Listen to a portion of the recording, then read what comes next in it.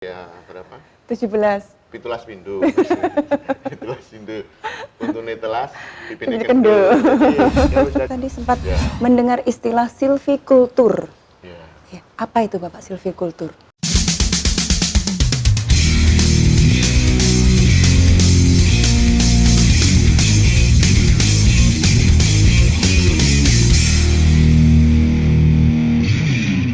Assalamualaikum warahmatullahi wabarakatuh. Sobat Rimba, hutan merupakan kekayaan alam yang wajib kita jaga, kita rawat dan tentunya kita lestarikan. Lalu bagaimana cara kita merawat agar hutan tetap lestari? Kita ikuti setelah tayangan berikut ini.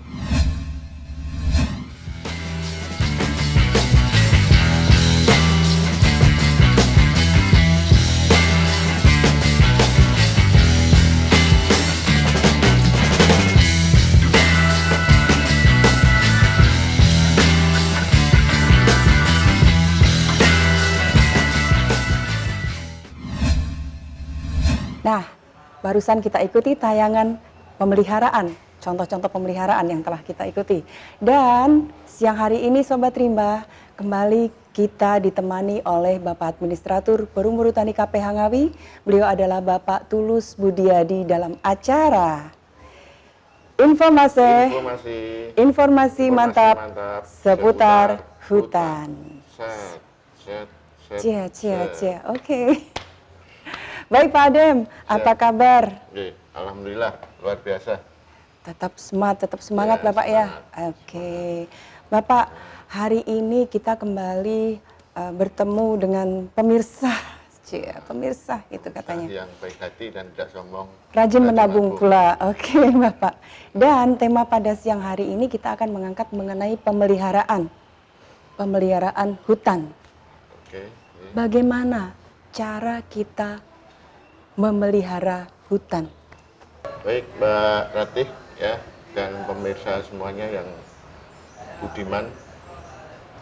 Nah, pemeliharaan hutan ini bagian dari proses atau kegiatan silvikultur. Yeah. Nah, apa sih sebetulnya silvikultur itu? Silvikultur itu sebetulnya adalah kegiatan pengelolaan hutan ya, yeah, dengan melaksanakan panca usaha kehutanan yang meliputi kegiatan penggunaan bibit unggul. Nah, berarti bibit unggul sudah kita bahas di episode kedua. Ya, iya, di persemaian itu. Iya.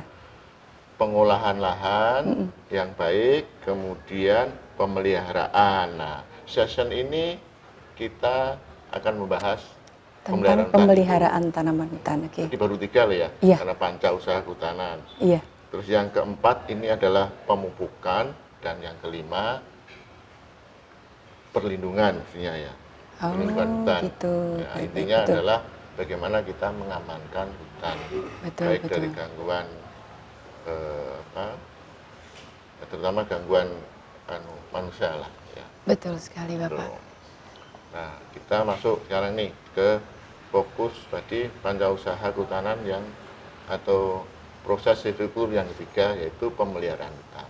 Oh, iya.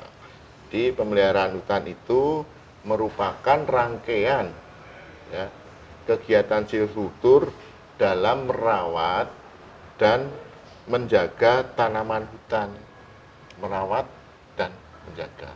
Ibaratnya dari tadi yang kita sudah milih bibit yang baik, kita tanam, kita rawat dan kita jaga. Iya. Ya, sama halnya kita ketika tanaman masih kecil ini kan ibaratnya bayi. Betul. Baby. Ya, itu.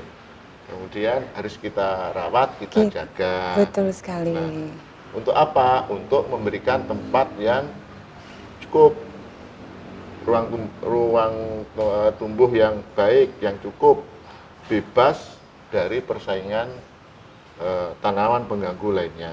Oh, ternyata tanaman ada persaingan juga nih? Oh, ada. Tidak hanya kita bersaing di dalam dunia tanda kutip ya. Iya, betul. Yaitu Nah, dengan cara apa? Dengan membersihkan dan tanaman pengganggu atau tanaman liar tadi kita kita kendalikan, ya, arti supaya pertumbuhannya tanaman yang kita tanam tadi bisa tumbuh dengan baik. Betul Jadi sekali. intinya pemeliharaan itu adalah rangkaian kegiatan dari silvicultur tadi. Oh iya, Untuk apa? Untuk memelihara dan menjaga sehingga memberikan ruang tumbuh yang cukup, bebas dari tanaman pengganggu. betul sekali Bapak. Saya tadi sempat Ya, mendengar istilah silvikultur. ya. Ya, apa itu Bapak silvikultur?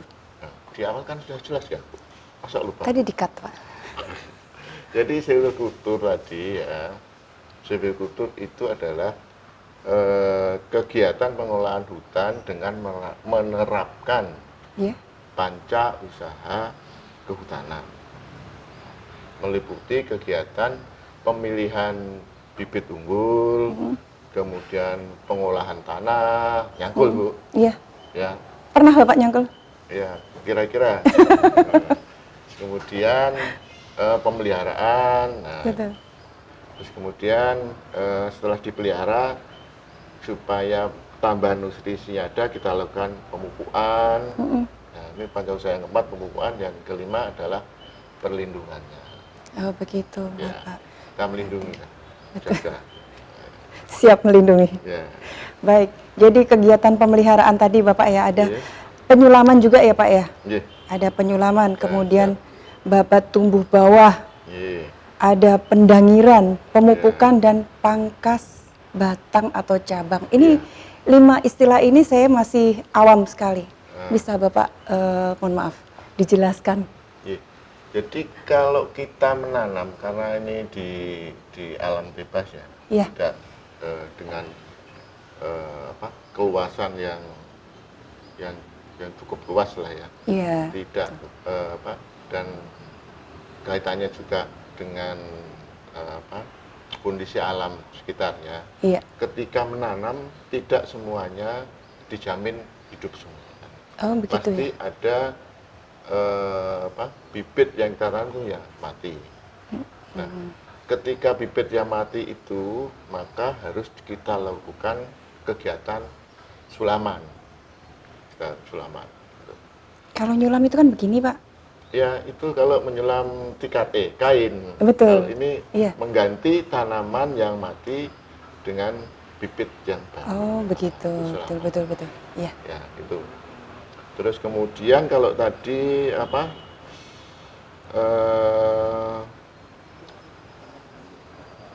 babat tumbuhan bawah. Jadi di alam ini kan terutama di Hutan, di hutan Iya. ini kan tumbuhan bawah, semak, semak belukar terus itu Bapak ya, belukar, mereka itu tumbuh kan tidak, liar itu ya. kecuali memang di lokasi itu dilakukan kemansari, sehingga Oh iya, pemeliharaannya dilakukan dibantu oleh masyarakat. Selain mereka menanam tanaman pertaniannya. betul. Namun demikian kan tumbuhan liar ini kan tetap bisa tumbuh di mana saja. Nah, itu harus kita bebaskan atau kita kendalikan tanaman-tanaman liar itu supaya tidak mengganggu bibit yang pertumbuhannya ini kan waktu kecil, Iya. dia tidak bisa langsung cepat tumbuh, sehingga Jadi harus dikendalikan untuk begitu. tanaman. Jadi proses pemeliharaan tanaman hutan itu pada saat usia berapa Bapak tanaman pokoknya? Nanti ada tata waktunya itu ya. Oh, Jadi untuk kegiatan pemeliharaan ini sebenarnya ya dari awal kita sudah tanaman kehutanan kita itu memang harus sudah bebas dengan tanaman liar. Kemudian yang untuk memperbaiki kondisi tanah di situ, artinya secara fisik ya, Iya. tekstur tanah di situ, maka kita lakukan juga namanya kegiatan pendangiran, menggemburkan tanah. Kenapa harus digemburkan? Supaya akar itu bisa berkembang dengan mudah. Dan kemudian kalau nanti kita lakukan pemupukan itu akan lebih mudah terserap. Apa saja kegiatan pemeliharaan tanaman itu? Oke. Baik, Mbak Rati. Jadi kegiatan pemeliharaan hutan ini meliputi yang pertama ini ya, secara apa? Secara umum aja ya, secara globalnya. Iya. Pemeliharaan meliputi yang pertama penyulaman, Iya. kemudian babat tumbuhan bawah, Iya. terus kemudian pendangiran, Mm-mm. terus kemudian pemupukan, dan terakhir nanti ada pangkas batang atau cabang. Ada penyulaman. Penyulaman. Apa itu Bapak penyulaman? Nah, penyulaman itu bukan menyulam tikar itu kan, atau kain Iya, ya. atau kain. Iya. Jadi penyulaman itu adalah kegiatan mengganti tanaman yang mati. Artinya begini, ketika kita menanam bibit di lapangan, itu tidak ada jaminan 100% bahwa bibit yang ditanam hidup semua. Betul. Jadi ada, Selalu ada yang pasti tidak. ada, Pasti ada. pasti ada yang tu- mati. Oh begitu. Ya, makanya bibit yang mati itu harus kita lakukan penggantian. Itu yang disebut penyulaman itu ya? Penyulaman, ya. Iya. Nah, ini kenapa harus dilakukan? Supaya jumlah atau populasi sesuai yang ditetapkan di lokasi itu. Misalnya kalau kita jarak tanam 3 kali 3, berarti populasinya untuk tanaman pokok adalah 880 sekitar itu. Nah, kita tanam, ada yang mati, itu harus kita lakukan penggantian. Betul. Itu. Dan di persemaian pun sudah kita siapkan bibit untuk antisipasi kematian tadi. Betul. Nah, biasanya di kita 10% lah, ya 10% sampai 20. Betul. Nah, ini kenapa dilakukan juga supaya pertumbuhannya sama, Bu. Kalau nanti mencapai umur daurnya, semua tanaman di situ adalah umurnya relatif sama. Gitu. Baik, betul. Oke. Oke. Kemudian ada babat tumbuh bawah. Itu seperti apa Bapak? Pemeliharaan seperti apa itu? Bukan babat tumbuh bawah. Heeh. Nanti kalau tumbuh dari bawah. Oh gitu. Babat tumbuhan bawah. Oh, kurang an. Beda pengertian. Beda, ya. Nah, ini dimaksudkan begini. Iya. Di lapangan atau di lapangan itu tidak hanya tumbuh jenis-jenis kayu atau pohon ya situ, tapi juga tumbuh yang namanya gulma, rumput-rumputan, mungkin rayutan, seperti itu. Dan lapangan itu kan tidak bersih semuanya. Nah, karena ini mengganggu proses pertumbuhan dari bibit yang kita tanam tadi, maka kita harus lakukan babat, ya, dibabat sekitar itu tumbuhan bawahnya, tumbuhan yang ada di sekitar. Yang tumbuh di sekitarnya, Ya. di sekitar tanaman pokok Ya. ya berarti.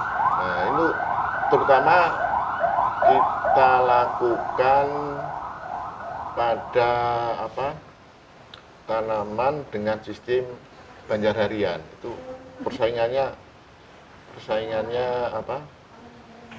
tumbuhan liar ini begitu ketat. Karena di situ tidak ada pengolahan atau pemeliharaan yang dilakukan oleh pesanggem atau masyarakat yang melakukan budidaya di dalam tanaman tadi, di lokasi tanaman. Sehingga tumbuhan bawah, gulma, rumput, alang-alang gitu ya, itu cepat sekali pertumbuhannya. Karena dia kan jenis-jenis cepat tumbuh. Iya. Dibandingkan dengan tanaman hutan kita yang memang agak lambat tumbuhnya. Begitu. Nah, Iya, nanti betul. kalau menutupi menutupi bibit tadi, bibit tadi tidak dapat artinya kurang penyinarannya, Iya, proses fotosintesisnya kurang, akhirnya bisa kerdil dan juga bisa mati juga. betul Makanya perlu sekali. babat tumbuhan. Iya, iya. Kemudian tadi ada proses selanjutnya, pemeliharaan selanjutnya tentang pendangiran. Iya. Nah, kalau pendangiran ini dilakukan untuk mengemburkan tanah di sekitar Tanaman tanaman pokok. pokok tadi ya, tanaman Iya. putaran kita. Nah, menyambung tadi proses babat tumbuhan bawah, Iya. itu biasanya kan kita babat dengan diameter 1 sampai 1,5. Nah, kemudian pendangiran ini juga kita lakukan dengan diameter itu tadi, Bu. 1 meter sampai 1,5. Kemudian dibuat semacam gundukan begitu ya, kira-kira minimal ya tingginya 10 sentian di situ. Baik. Ya. Kemudian selain proses pendangiran, untuk selanjutnya mengenai proses pemupukan. Nah, ya. Jadi pupuk yang kita aplikasikan itu sebetulnya ada 2 jenis. Iya. Pada saat penanaman pertama, tanam pertama itu bisa menggunakan pupuk organik. Biasanya kita pakai kompos. Oh iya. Kompos ini dengan dosis 2 kilo per lubang tanam. Kalau kita komposnya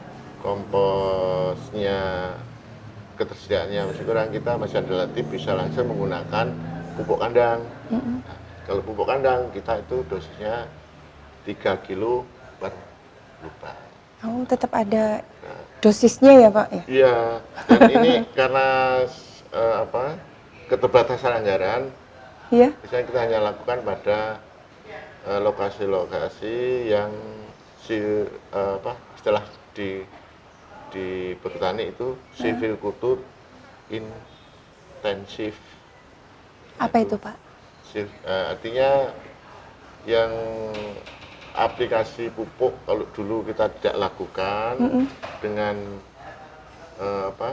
dengan silvicultur intensif ini, maka pupuk itu kita tambahkan. Begitu. Ya. Baik. Jadi kemudian ada juga nanti pupuk anorganik yang kita gunakan juga. Begitu. Ya. Terkait dengan pemakaian pupuk anorganik, apa Bapak tujuannya? Oke. Jadi gini, pupuk anorganik ini kan dia cepat diserap oleh tanaman dibandingkan dengan pupuk anorganik, karena kalau pupuk organik ini kan perlu waktu untuk dekomposisi, kemudian baru memberikan suplai hara ke tanaman. Nah, kalau pupuk anorganik atau biasanya kita berikan urea ya, itu bertujuan untuk lebih memacu pertumbuhan tanaman dengan periodisitas tertentu ya, yang dan dosis tertentu disesuaikan dengan kondisi dari tempat tumbuh dari dan perkembangan tanaman itu. Jadi intinya pupuk anorganik ini lebih memacu ya, memacu untuk pertumbuhan tanaman. Begitu. Ya, penyerapan haranya kan lebih cepat, sehingga pertumbuhannya juga diharapkan juga lebih cepat juga. Begitu. Iya. Baik Bapak, mungkin ada dosis atau waktu yang tepat untuk melaksanakan pemupukan? Iya, pastinya ada, Bu. Iya. Jadi karena sama halnya lah kalau kita orang pengen sehat gitu ya, Betul. kan kemudian minum suplemen, Iya. supaya semangat kan, gitu ya. Betul, betul. Ya, itu ada dosisnya, juga ada apa, periodenya atau periodisitasnya. Nah, untuk pemupukan anorganik ini kita aplikasikan pada tanaman yang tahun pertama ya, kita menanam itu kan istilahnya tahun pertama. Itu diberikan pupuk urea 1 bulan setelah penanaman. Artinya tidak serta-merta langsung diberikan, tapi meliputi proses itu tadi. Oh, di gitu. dibabat tumbuhan bawahnya dulu, kemudian didangir, kemudian baru diaplikasikan pupuknya. Supaya apa? Ketika kalau masih ada tumbuhan bawahnya, nanti pupuknya malah kemakan oleh ini tumbuhan bawah atau gulma di Oh, situ. begitu. Iya. Kenapa harus dilakukan dangir? Nah, nanti kalau di situ dikasih aplikasikan kena hujan, hilang lagi, larut. Nah, Iya, iya. makanya proses tadi sebenarnya berangkai, Bu berarti ya, Iya. Bu apa Mbak ya? Berantai, Iya. jadi dibersihkan dulu tadi ya, babat dulu, kemudian didangir, baru diaplikasikan pupuknya. Betul. Itu 1 bulan setelah tanam. Dengan dosis berapa? Dosisnya 50 gram per pohon. Nih, catat nih pemirsa ya. nih. Ya, Pemirsa jadi harus tahu. 50 gram itu gimana? Gram per pohon. Per pohon. Ya, Per itu, pohon. ya, itu pada tanaman yang baru kita tanam ya. Iya. Artinya tanaman tahun pertama itu. Nah, kemudian di tahun kedua dan ketiga, nah kalau dan mungkin kalau di tahun pertama ini adalah seluruh populasinya yang Iya. yang kita aplikasikan. Nah, tetapi kalau untuk tahun kedua nanti berdasarkan hasil penilaian tanaman, kita ada penilaian tanaman ya, mengevaluasi lah bagaimana pertumbuhan tanaman itu akan menentukan mana tanaman-tanaman atau bibit-bibit yang pada tanaman kedua ini yang harus dibabat, mana yang harus didangir, mana yang harus dipupuk. Jadi misalnya gini, kita menanam tahun ini 10 hektar. Nah, kemudian akhir tahun kita melakukan, biasanya nggak akhir tahun sih, karena kita menanam pada musim hujan. Nah, 1 tahun lagi kan berarti tahun depannya berakhirnya musim hujan, kira-kira bulan Maret lah. Bulan Maret itu kita melakukan evaluasi untuk tanaman tahun kedua. Nah, dari situ nanti dari yang tanam tadi misalnya 10 hektar, mungkin yang hanya perlu kita lakukan pemeliharaan hanya sekitar 2 hektar atau 3 hektar, tergantung tempat tumbuhnya. Nah, pada tanaman tahun kedua ini dan ketiga ya, itu kita aplikasikan pupuk dengan dosis 100 itu gimana? Saya tambahin nolnya, Pak. Nah, 100 ya. 100 gram per pohonnya. Nah, itu biasanya pemupukan sebaiknya dilakukan pada saat menjelang atau pada saat musim hujan. Itu biasanya bulan November sampai dengan Desember. Gitu. Kenapa harus musim hujan? Nah, supaya serapan curah hujannya juga bukan, ya, selain curah hujannya cukup, serapannya ke dalam tanah ya. lebih cepat dan lebih terserap oleh akar-akar pohon kita. Tuh. Ada enggak itu, Pak, efek samping misalnya nih, Ya. pemberian dosis pada tanaman pertama Ya. terlalu berlebih?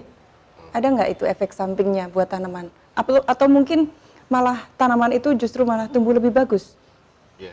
Jadi gini, Pak, itu kan kita mengaplikasikan dosis pupuk itu kan berdasarkan hasil penelitian di kalau dulu Puslit ya, Iya. pusat penelitian dan pengembangan itu sekarang jadi PV itu, Perhutani Forestry Forestry Institute. Institute. Iya. Nah, pada tanaman tahun pertama memang dosis yang paling tepat adalah 50 gram per pohon. Nah, nanti kalau kebanyakan ya bisa saja itu pertumbuhannya lebih cepat. Tapi kemungkinan juga batangnya ini kan nggak kuat, gampang patah, gampang Iya, roboh. iya, iya. Betul, betul. Kemudian kalau tata waktunya juga tidak tepat, misalnya belum musim hujan atau apa, atau musim hujannya baru sedikit, kalau kebanyakan keserap itu malah bisa pohonnya keracunan nih. Ibaratnya gini lah, kita porsi makannya itu sebenarnya kan satu piring toh, ya satu piring. Ketika Mbak Rate dikasih 3 piring, kira-kira gimana? Mual. Sudah Kira-kira pasti gimana? nggak kuat. Oh, kan gitu. Sama seperti ibaratnya. Iya, iya, iya. Ya, begitulah. Iya. Namanya kehidupan kan harus pas dengan Dosis. dosis. Harus pas dengan dosis. Pemirsa catat nih, harus sesuai dengan dosis. Ya, Jangan berlebihan ya. ya sama lah ketika kita ini kebetulan sehat ya. Kalau ini kan sehat. Iya, Kalau kita pas body kita terganggu gitu ya, iya. saya nggak bilang sakit sih. Sakit itu bisa larinya bisa sakit hati, sakit apa. Sedang tidak fit begitu aja. Ya, body kita terganggu gitu. Minum obat, dosisnya kan harusnya 1 butir. Iya. Kalau minumnya 5 butir, bisa sako nanti. Bisa kelenger. Nah, gitu. Ya. Betul, betul. Oke.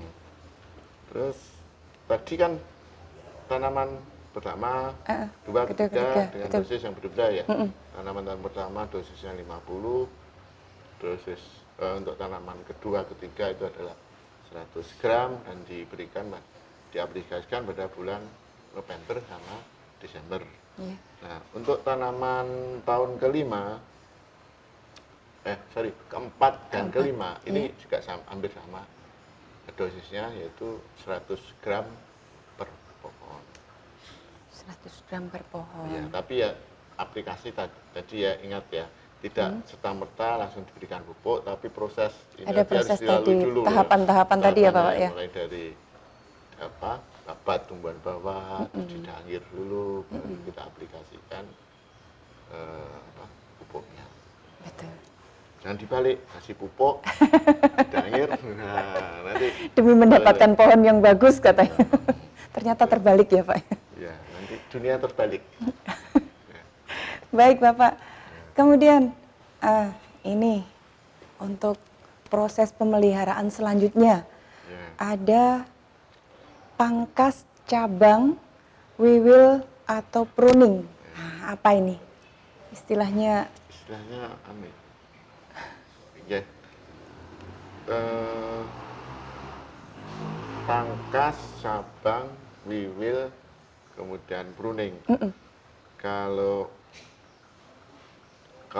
pangkas cabang dengan wiwil ini hanya beda objeknya atau fisiknya. Kalau pruning itu bahasa Inggrisnya. ya, Bahasa Inggrisnya itu pruning, kemudian kalau kita bahasa Indonesianya ya pangkas cabang. Nah, kalau bahasa Jawanya ya wiwil. Oh iya. Wiwil gitu. Iya. Nah, tapi kalau fisiknya wiwil secara umum, wiwil itu biasanya dilakukan pada cabang yang baru mulai tumbuh itu, masih kecil-kecil itu. Oh, Ya, kayak berupa mungkin tunas kecil gitu. Tunas kecil itu ya, mungkin Iya. panjangnya 1 cm, 2 cm itu kan mudah dengan jari gini aja. Misalnya gini kan, dil. Nah, wiwil. Bukan jawil loh ya. Oh, Kita bukan loh ya, ya. beda. Ini wiwil. Wiwil. Sama wilnya aja. Ya, supaya apa? Kalau ini semakin kita telat melakukan wiwil, Iya. berarti kita harus melakukan pangkas cabangnya. Oh, begitu. Nah, kegiatan pangkas, wiwil ini kan tadi dimaksud untuk menghilangkan cabang ya, yang tumbuh pada batang. Sehingga Ya. harapannya nanti pohon bisa tumbuh Dengan lurus atau bagaimana Bapak? ini supaya nanti harapannya itu pohonnya kan tumbuh dengan bebas cabang. Karena kita yang ambil bebas cabang yang cukup tinggi. Mm-mm. Nah, itu dilakukan pangkasnya itu adalah maksimal 2/3 dari tinggi. Misalnya tingginya itu 3 meter. 3 meter, iya. Berarti yang diwiwil itu hanya setinggi 1 meter atau sa- di bawah 1 meter mungkin? bukan. Kalau kita hitungan berapa? 2/3, Heeh. berarti 2 meter yang Oh, 2 kita meter yang di dibebaskan dari cabang itu tadi. pangkas Iya. Jangan semuanya nanti jadi pedut nanti. Jadi apa itu? Oh ya, saya sempat pernah melihat Bapak pangkas cabang. Proses Ya. pangkas cabang itu saya pikir dipotel gitu aja. Nah, ternyata memang ada tata caranya juga ya. Ya. Jadi dari bawah ke atas gitu Bapak. Ya. Yang betul. Iya, betul Ya, seperti betul. itu. Jadi kenapa harus begitu? Kalau kita pangkas, kalau pakai gergaji sih mungkin agak lebih aman ya. Iya. Tetapi kadang-kala karena supaya cepat mereka menggunakan parang atau sabit. Kalau dari atas, khawatirnya belum sampai patah, itu sudah patahnya itu tidak putus gini, Bu. Jadi Iya. masih mengandung kulitnya Kambiumnya mungkin bukan atau seperti kulitnya apa Pak? nanti ini Ikut sobek gitu ya? ya, Oh, terluka. terluka. Nah, ini terluka, kasihan kan kalau sakit. Sakit. Nah, ini nanti akan mempengaruhi dari kualitas batang ini, Bu. Betul, betul.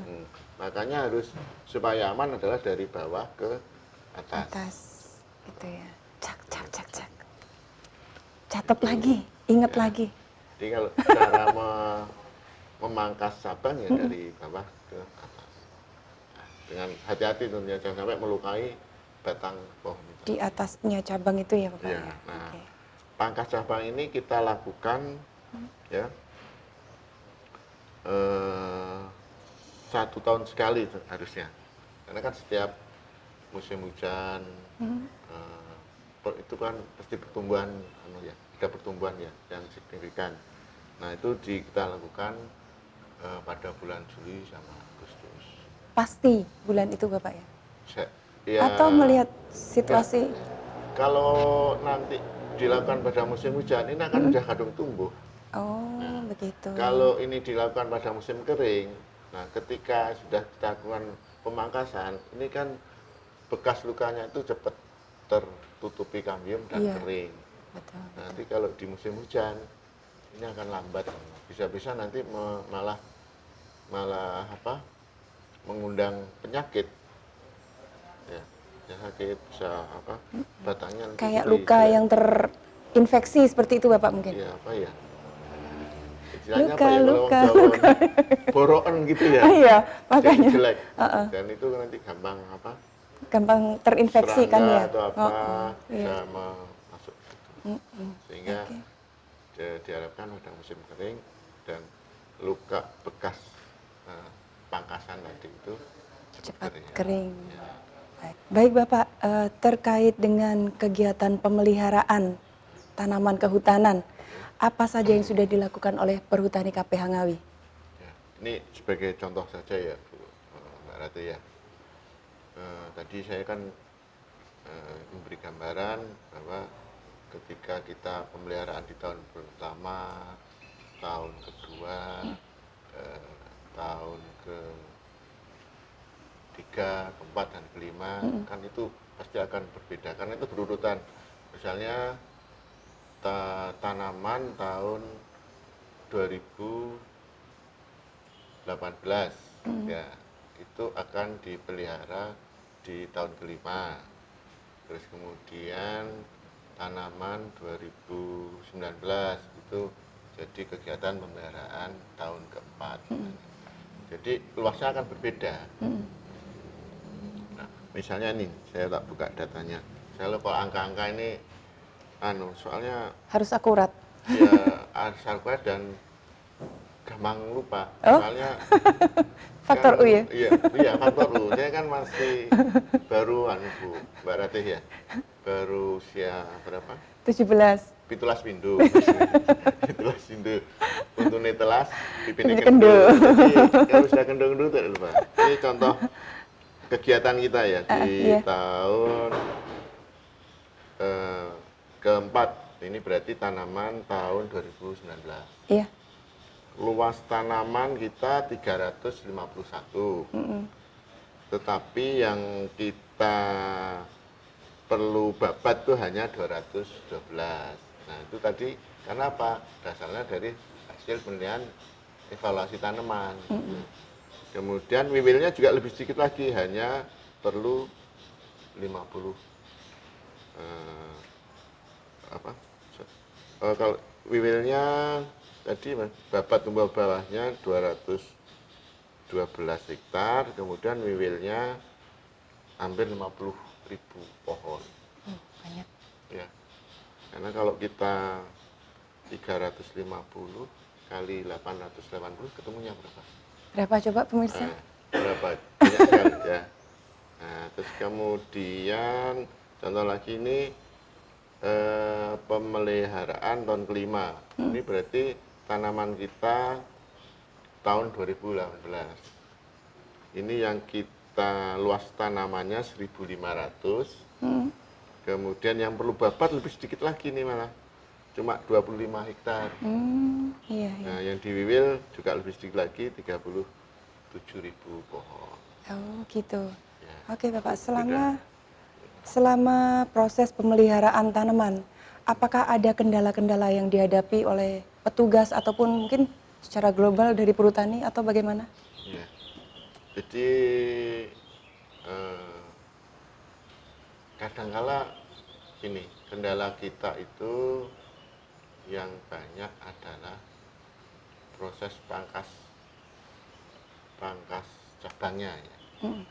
Nah, ini kadangkala sebelum kita melakukan pangkas cabang, ini dulur-dulur pesanggep ini sudah secara mandiri dan tidak terkendali melakukan pangkas cabang. Nah, tidak sesuai aturan. Artinya yang harusnya yang kita pangkas cabang dengan ketinggian 2/3 tinggi pohon itu kadang-kadang sampai hampir seluruhnya dipangkas. Oh. Kenapa begitu? Mereka perlu ruang tumbuh untuk tanaman pertaniannya. Iya. Tapi ya hanya itu spot-spot saja. Tapi intinya kita sering melakukan sosialisasi, sering mengingatkan kepada mungkin dengan cara komunikasi sosial itu ya, Pak Konsos itu ya, komunikasi sosial. Ya mudah-mudahan kedepannya dengan kita melakukan pemeliharaan ini, tanaman yang kita tanam atau pohon yang kita tanam ini bisa tumbuh baik, punya ruang yang cukup, dan sampai akhir daur, sampai siap nanti terbang, bisa menghasilkan pohon dengan kualitas yang baik tadi, dengan bebas cabang yang. Nah, ini harapan kita dengan pemeliharaan yang baik tadi, Bapak ya. Ya, intinya kita tidak bosan-bosan dan tidak selalu bekerja samalah terutama dengan LMTH, dengan tokoh-tokoh masyarakat, saling mengingatkan, monggo lah, boleh panjenengan tanam tanaman pertanian, tapi kami juga mohon tolong ini dibantu menjaga keberadaannya ini tanaman kehutanan kita. Iya, ini sekaligus himbauan buat masyarakat ini. Kenapa? Nanti kalau kita punya pohon yang bagus, punya hutan yang bagus, mudah-mudahan ini fungsi-fungsi dari hutan itu salah satunya untuk perlindungan, untuk nah kalau kita kan tetap larinya ke produksi ya. Iya. Tapi ada fungsi lain untuk perlindungan, untuk fungsi menghasilkan ekologi, oksigen yang baik, itu bisa tercapai.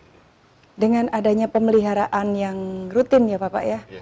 Kemudian situasi cuaca saat ini kan eh, nyaris tidak terprediksi, tiba-tiba hujan, tiba-tiba kering. Nah, itu bagaimana Bapak? Ya, baik Mbak Atik. Jadi memperhatikan situasi atau kondisi cuaca Mm-mm. saat ini. Iya, betul. Ya, memang diperkirakan akan terjadi cuaca yang ekstrim mungkin ya. Dan beberapa kejadian mungkin di wilayah Ngawi ini kan sudah apa? Sudah terbukti ya Iya, adanya apa? Curah hujan yang tinggi, betul. kemudian Ada intensitas yang tinggi, ha-ha, kemudian diikuti dengan apa? ada Angin ya. musibah angin. Nah, kalau kita melanjutkan proses apa tadi pemeliharaan tadi ya, kegiatan pemeliharaan, kalau kita bisa menghasilkan hutan atau pohon yang baik, tentunya hutan kita akan baik. Nah, salah satu fungsi pohon ini kan sebagai penahan angin, Mm-mm, betul. ya, Iya, penahan angin. Jadi kalaupun terjadi apa angin kencang atau angin belitung, ya mudah-mudahan bempernya di kawasan ketahanan tadi pohon. Iya. pohon-pohon kita Ha-ha. kan gitu. Jangan sampai ya meminimalisir Iya, angin itu bisa sampai masuk kampung kan betul, gitu. betul, Ya betul. menimbulkan kerusakan Iya. yang lebih parah. Nah, tuh. Jadi terus kemudian juga dengan intensitas curah ya, hujan yang tinggi.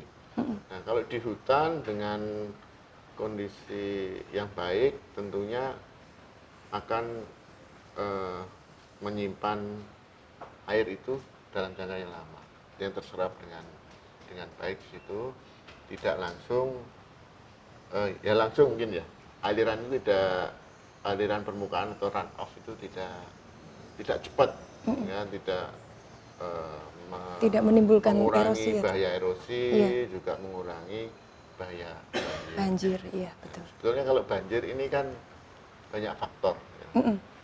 Kalau sungai kita cukup menampung intensitas curah hujan yang tinggi pun dia tidak akan terjadi banjir. Tapi ketika curah hujan tinggi tapi tampungannya ini juga kurang ya tentunya akan terjadi banjir. Tapi ya kita berusaha lah hutan ini menjadi bumper baik untuk perlindungan angin, perlindungan mengurangi Dari, erosi, iya betul. dan juga harapannya juga bisa mengurangi bahaya banjir tadi. Iya. Nah, untuk itu ya kami sebagai manajemen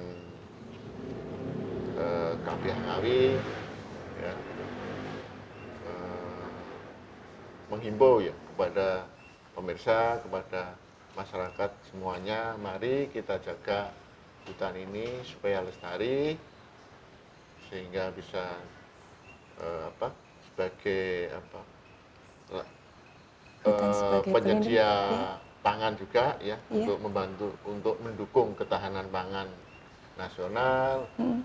dan untuk perlindungannya juga harapannya bisa mengurangi bahaya-bahaya eh, eh, baik bahaya bencana alam maupun yang lainnya lah gitu ya. Betul, betul. Nah, kita melakukan kegiatan misalnya apel siaga tanggap bencana kan harapannya kita siap, tapi kita juga berdoa mudah-mudahan tidak terjadi Tidak terjadi bencana tersebut. Oke. tapi kita sudah siap gitu. Oke. Itu kira-kiranya. Jadi monggo dulur-dulur semuanya kita jaga ya kelestarian hutan ini khususnya di hutan di wilayah perhutani KPH Ngawi, dan kita kembangkan juga mengenai hutan-hutan rakyat di Kabupaten Ngawi.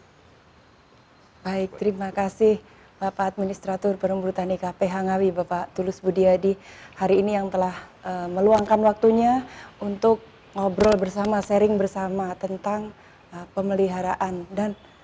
pemeliharaan tanaman hutan. Ya. Iya, dan tentunya banyak sekali manfaat yang bisa kami petik dari apa yang Bapak sampaikan, terutama bagi masyarakat sekitar hutan. Mari bersama-sama kita menjaga hutan agar tetap lestari, karena manfaat hutan bagi kehidupan sangat luar biasa. Baik pemirsa yang budiman, tadi kita sudah banyak diskusi ya mengenai pemeliharaan tanaman hutan. Saya akan memperkenalkan beberapa produk kami yang membantu untuk perawatan tubuh. Ya. Betul. Jadi selain memelihara tanaman hutan juga harus merawat. Petugas perhutani sendiri juga harus merawat kondisinya. Perhutani ada produk madu. Madu ini untuk suplemen kesehatan dan terbukti secara klinis. Iya. Ini baik untuk kesehatan tubuh kita. Ya. Untuk meningkatkan stamina. Betul. Apalagi kalau dicampur dengan telur. Susu sama telur. Susu ya? Iya, susu telur madu. Bebek 7 butir. Oh, banyak sekali tuh. Gimana rasanya? Yang ya sesuai tadi lah kita bicara perawatan harus ada dosis yang baik. Betul yang sekali, tepat, harus gitu. dosis tepat. Tapi intinya madu adalah baik untuk Kesehatan tubuh. Terus yang kedua, perhutani juga ada produk minyak kayu putih atau kajuput oil. Nah, ini hasil dari penyulingan daun kayu putih menghasilkan minyak kayu putih. Dan ini sudah terbukti sangat bermanfaat sekali pada saat pandemi kemarin. Ya, betul sekali. Jadi ini sangat bermanfaat dan untuk penghangat tubuh. Jadi kalau yang jomblo-jomblo bisa melonyo ini. Ini bisa menghangatkan tubuh. Kasihan deh pemirsa yang jomblo. Ya. Ini untuk penghangat tubuh, kemudian juga minyak esensialnya untuk membantu secara kalau biasanya pilek-pilek ringan atau bisa cepat sembuh dengan betul. Dengan mengoleskan minyak kayu putih perhutani tentunya. Ya. Tapi yang murni ya, kalau yang produk pabrikan biasanya sudah dicampur bahan kimia yang lainnya. Kalau dari produk perhutani kita asli dari penyulingan daun kayu putih. Iya. Baik, terima kasih atas waktunya yang sudah diluangkan oleh Bapak Administratur Perhutani KPH Ngawi. Kita ikut belajar bersama dan sekali lagi banyak manfaat yang sudah kita petik dari perbincangan siang hari ini. Terima kasih sekali lagi Bapak, semoga selalu sehat dan tetap semangat. Oke pemirsa, dan kita akan kembali lagi pada saatnya nanti pada program yang sama di program informasi mantap seputar hutan. Wassalamualaikum warahmatullahi wabarakatuh.